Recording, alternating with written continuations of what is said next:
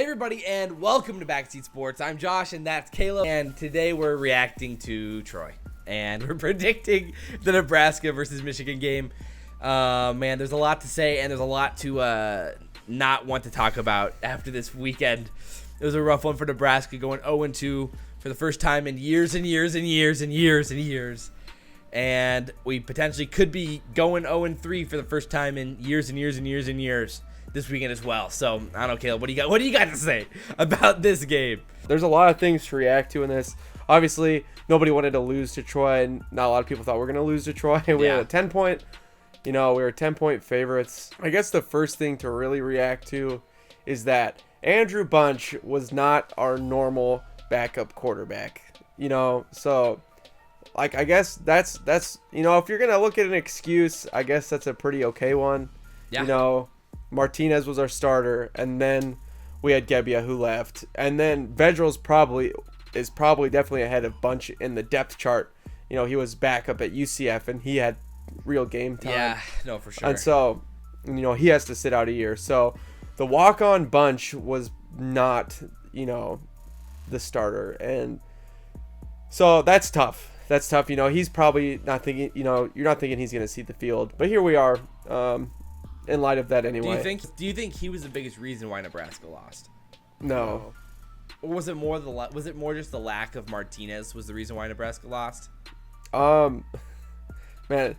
All right. So let me preface this off with saying I still believe that Scott Frost is our coach. He's the guy. Yeah. He's the man. He's the man, and he will lead us into the promised land. Greener pastures. Yes, yeah. The greener pastures. Yeah. But we lost that game, I thought, because we played not to lose instead of winning, and that fear of failure was not present in that game. It was conservative. I feel that we lost because of our conservative call and play. Scott Frost said in the post game, that Troy was going to stack the box. They were going to give up intermediate passing, but that's not what we wanted to do. And so he stated how to win the game. Yeah. But he was like, oh, we can do it without. And even when the game changed, they scored off the punt. He kind of just stuck with that. And even late in the game, when we needed to go and the offense really needed to get going, he still kept running the ball, even though we needed to start throwing the ball. Our only two times we scored touchdowns is when we had deep passes. One to Stanley Morgan and then one to the tight end, and that's how it goes. We scored points when we had the defense back on their heels and we kept him honest. But he didn't want to do that. And what he's always preached that he wants to play his game. It's like that's always what he said, and he wants to play to the strengths of his team, which it works when you have a lot of strengths. The issue is our offense doesn't have that many strengths right now, especially without Martinez. Not with Andrew Bunch as the quarterback. Exactly. That was my problem with the game. It was like Bunch was really bad in the first half. He was really bad. He picked up in the second for sure. I'll give him that. But that first half was rough, and it put us behind, and we were behind the 8 ball in the first half, and they gave Troy the hope they needed. Turnovers, obviously. At the end of the game, when we were on our last drive, the ball was way over the head of the wide receiver, and he tips it, and it gets caught and picked, and that was really deflating. And not till our backs were truly against the wall and we had to throw the ball is when we scored that final touchdown. And so, it's just tough. I felt like we were scared to lose to Troy. Bunch just looked really uncomfortable, which you'd expect him to, especially in the first half. And he didn't look like he trusted his offensive line at all, and he didn't look like he wanted to get hit at all in the first half. In the second half, again, he turned it around a little bit, but it was just too little too late, and that was the difference. And at the end of the day, we didn't take enough shots downfield to open up the defense, and they were stacking the box against Bunch and our running game, and it really just didn't give us many options, and Frost decided to stick with it. It was definitely an issue. And that's what I was really confused about is, okay, so they're stacking the box. It's really clear to see the whole time they were doing it. Then why don't you get into a goal line set or a bigger set of bigger guys and just say, okay, if we're gonna run it and they're gonna blitz everybody, we might as well just go big. Yeah, the issue is that Frost believes in getting his best players the ball, and that's why he's trying to get Stanley Morgan and J.D. Spielman the ball, but he's not giving them the opportunities where it's their best opportunity to make an impact, which is the deep ball. Yeah. And he wasn't willing to let Bunch throw the deep ball. And he really didn't give the wide receivers the ball until the second quarter, the first quarter. Yeah. We didn't. And then we started doing the outside, just little screen passes. And that worked for a drive where Pickering missed the field goal, and we kind of moved the ball a little bit. And then they caught on to that too. And again, that intermediate pass that was there the game, we just didn't throw it. The key to this offense is having a mobile, athletic, dual threat quarterback that's extremely good. And if you have that in this offense, you're insanely effective. Look at the quarterbacks that Frost has had in the past.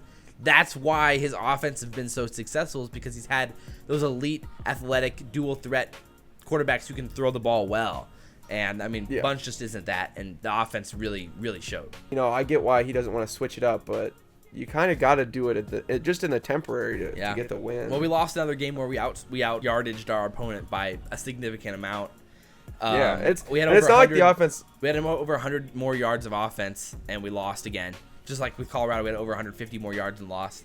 And we're heading into Michigan now, which isn't going to be much prettier. But I guess the other thing is just defensively, do you have any takeaways? Because personally, I thought our defense didn't look horrible. I mean, we allowed a special teams, touchdown. And besides that, we only allowed 17 points defensively, where our offense was literally losing the field position battle the whole game. So I don't think our defense I think the bigger point is the special teams, kind of what you alluded to with our the punter for Troy was great. Oh, he was good. And Troy was doing different things. They rugby punted it. It was traditional. They went end over end punts to get roll. They were doing creative things to make sure that they were getting that yardage, and the kicker executed great.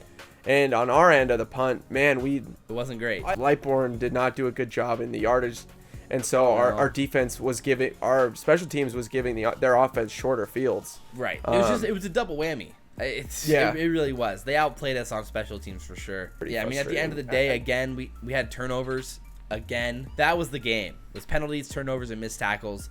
We need to learn how to hold on to the ball. Oh my word, it's painful. It's painful. Yeah. To watch this offense fumble and throw picks like this. Yeah. I mean, it's those, you can out yardage a team. Field positioning is huge. Yeah. And we lost that battle, and then obviously we lost the turnover battle. We had one pick, which was a good timely pick. Yeah.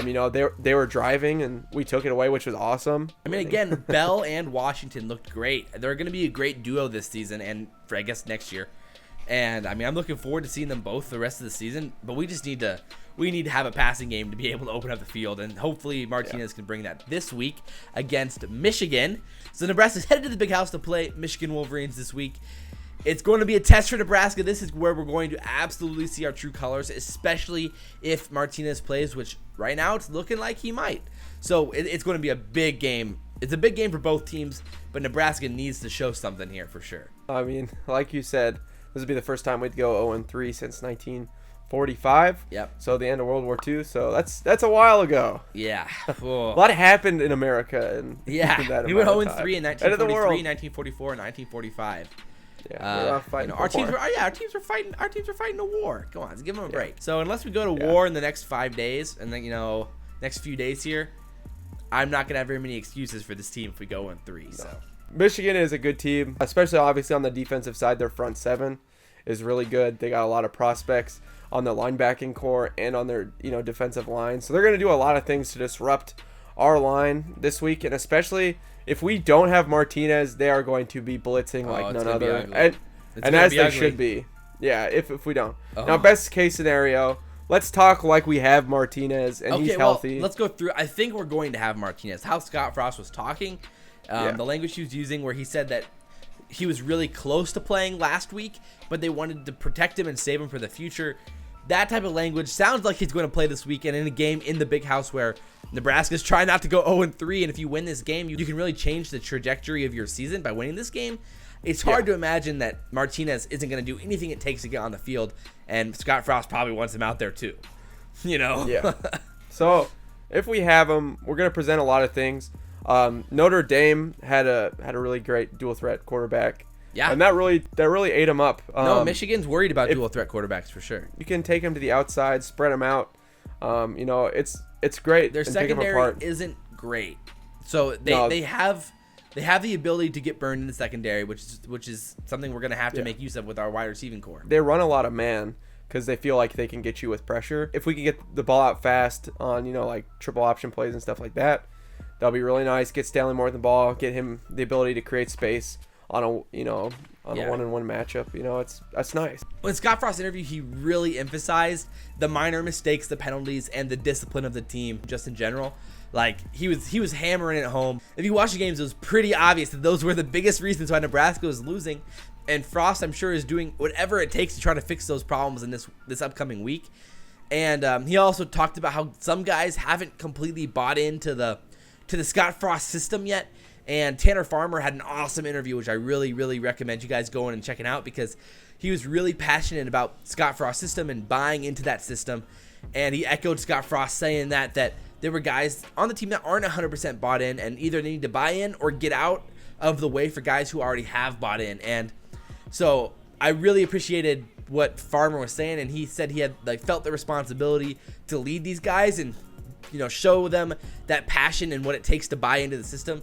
And so, I mean, hopefully that kicks in this week, because we're going to need everything that they can bring, to say the least. As I said at the beginning of the season, I still think we can win a lot of games this year, especially if we have Martinez. Yeah. And I think that the team can and will be able to clean up mistakes. We can turn this season around for sure. Yeah, I mean, we've been close in both games, and I like that the teams didn't give up both times. We had drives, and we fought and had a chance to score, and we moved the ball down the field pretty okay. Yeah. At the end, we never gave up, which is nice. With Michigan, again, Shea Patterson's a legitimately great quarterback, and he's shown that the last few weeks, where he's had an extremely impressive QBR, 171.2 these last few weeks, which, I mean, last season Michigan's quarterbacks had a 110 rating as a squad, which isn't great. He's had 9.1 yards per attempt this season, plus a 70% accuracy. So really been pretty efficient this year. And again, last week went 14 for 18. So they're not really putting him into tough situations. They're giving him easy completions. They haven't really been utilizing him as much athletically as a lot of teams thought he was going to. So it's going to be interesting to see if Michigan decides to utilize him even in a more athletic, running style way that a lot of people thought Michigan might be doing.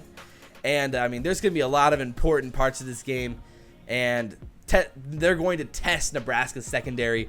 Donovan Peoples-Jones and Zach Gentry had fantastic games last week, and they've already been going off this season.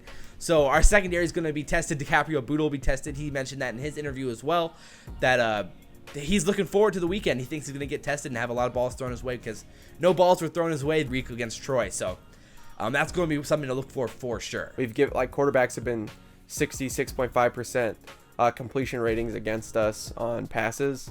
So we've given up the short stuff a lot. So yeah, we've been pretty loose. Our secondary has not been great. What do you think are the keys of the game? I think it's going to be the defensive line.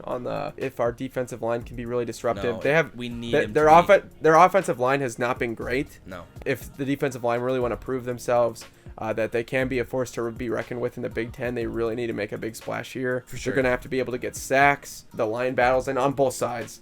I think that's going to be the key to the game. The trenches are going to be the biggest key to the game. Well, teams have just been stacking the box against Michigan and trying to force Shea Patterson into those 3rd and longs and trying to do their best to get Patterson uncomfortable. And it worked for Notre Dame extremely well. And that's something that Nebraska is going to have to do if they want to win this game, is keep Patterson contained, but keep him uncomfortable. Whenever he had time to throw and had time in the pocket, he was extremely dangerous, and that's something that Nebraska has to avoid at almost all costs. We're definitely going to have to be able to do that this week. I'd like to see 3 or 4 sacks from our team. Yeah, no, I mean, for sure. We're going to need it. Yeah, I mean, the other thing I think would be Adrian Martinez trying to get the ball.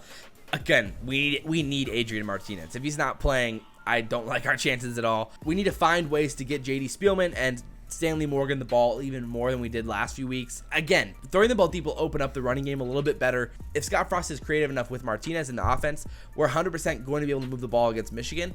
There's just a lot of X factors when it comes to our offensive line play and whether or not Michigan's going to be able to get to Martinez. Martinez being able to extend the pocket's going to be huge when plays break down, and for our wide receivers to be able to get open, especially on that man coverage. Maurice Washington really did a great job last week, just showing how shifty he was and how fast he can be. And when plays break down, how he can get positive yardage anyway.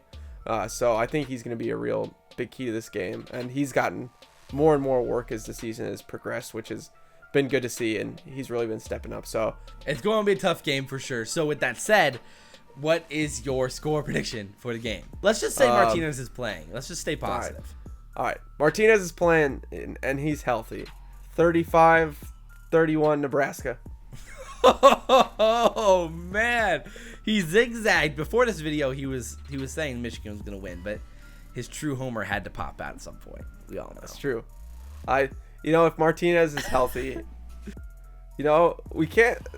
0-3 seems pretty tough. Yeah. We haven't won a game in 7 games. That's what you're saying. We're destined to win because of the 0-3. Yeah, because 0-3. It doesn't happen. Okay. Yeah, it doesn't happen. With that said, I'm not as confident. I do think we have a chance to win this game, and I think if Martinez is healthy and plays well, we'll be competitive. But at the end of the game, I think Michigan's going to pull away in the fourth quarter. It's going to be like a 31-21 type game where Michigan pulls away in the fourth. I hate picking against Nebraska, but sometimes you just got to.